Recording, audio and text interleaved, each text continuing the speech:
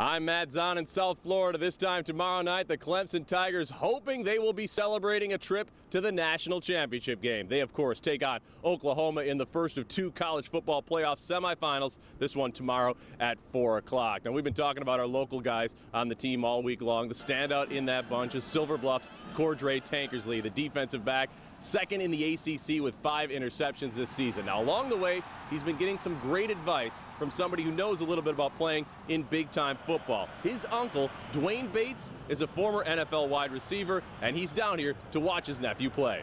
Means a lot. He's good luck.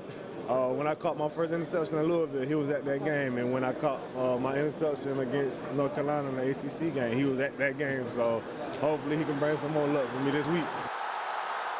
Cordray's uncle brings more than just luck. He brings a lot of advice. Tankersley says the two of them text and call each other frequently, and Bates says there's one piece of advice he gives that stands above the rest.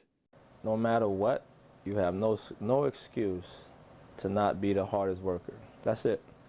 Everything else will take care of itself if you put in the effort, and I think he's took that to heart.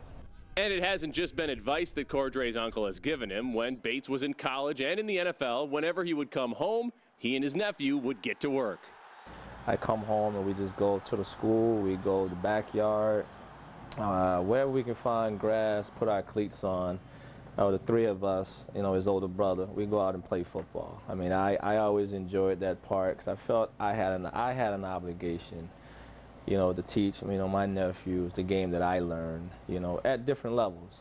And I wanted to do my best to prepare them if one of them were able to make it to that point.